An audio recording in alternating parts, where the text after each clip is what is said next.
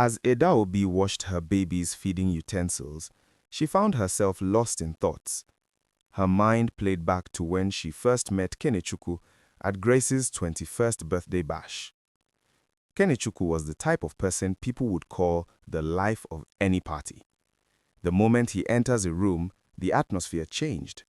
He was cheerful, very extroverted, and a bit too... While she was still looking for the words to describe him, Kenechukwu was right there beside her. He looked at her straight in the eyes and in his airy, friendly voice said aloud to all who cared to hear, "You are so beautiful, I will marry you." The rather very shy and introverted Edaobi was taken aback and a bit irritated by the attention the jovial, distasteful outburst from this total stranger had thrown in her direction.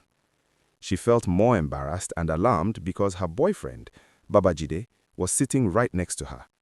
She didn't need to turn around to know what his facial expression would be like. Thankfully, someone whisked Kenechukwu away before she had the chance to respond, and he the opportunity to introduce himself. Grace, who had witnessed the drama, introduced Kenechukwu in absentia to Edaobi as an upcoming music artist she met through one of her cousins. Edaobi and Grace had become rather very close friends since their auditioning interview as presenters at Bellows TV Umokore. Babajide and Edaobi soon became history after a series of heated arguments over Edaobi's presumed infidelity with Kenechukwu. A little over 9 months after, Edaobi and Kenechukwu were married. A slight smile appeared at the corners of Edaobi's lips as she remembered that Kene was not the type to be kept away from what he wanted. Married life for her was perfect, like a dream come true in many ways. It was a contrast to what she had experienced growing up with her parents, who were almost always at each other's throats. Her mom was a successful career woman who did all she could to hold her home together. But her father's unreasonable demands for a wife who prepares fresh pots of soup every day and one who answers to his every beck and call like he was an infant that could not lift a finger to do anything for himself, soon became too much for her mom to deal with. When the center could no longer hold, her parents got divorced.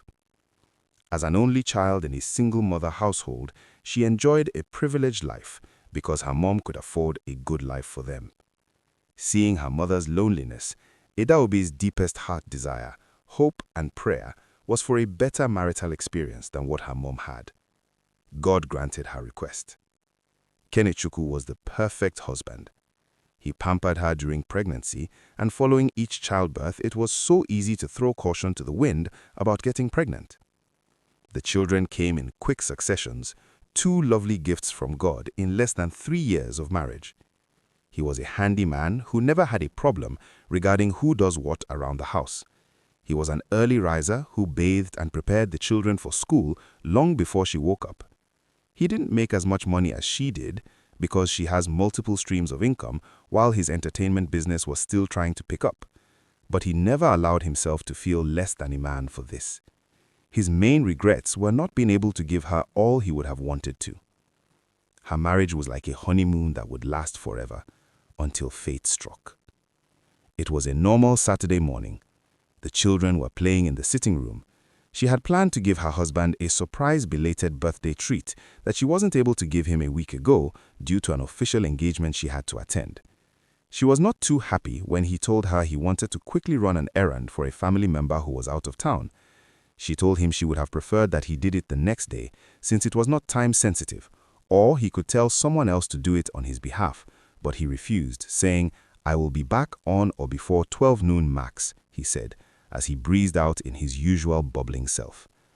That was her husband, ever-loving, selfless and sacrificial, never wanting to let anyone down.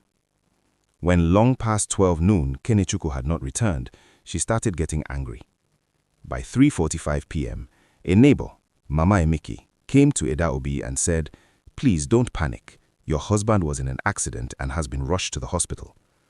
Her world seemed to turn upside down, different thoughts rushing through her mind at the same time as she anxiously looked around for what to take with her.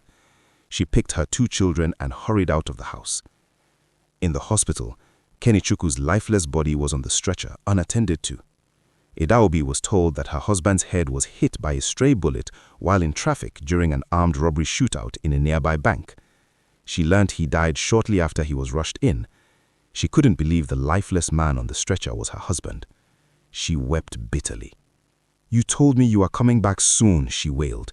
"Raising our children alone was not our agreement." In Umo Okorie, people did not talk quietly about death. They talked loudly, enough to make sure everyone heard who was to blame. Edaobi felt like she was drowning in an evil trance of pain and sorrow. Shock, disbelief, and grief became her closest companions. People came to comfort her, but some of their words were like knives that cut deep. An elderly woman sitting close to her asked her in whispers, "Are you a praying one? God will never allow a young widow to be a praying woman." Another whispered, "Such sudden death, there must be spiritual reasons." Every condolence visit became another opportunity to be judged.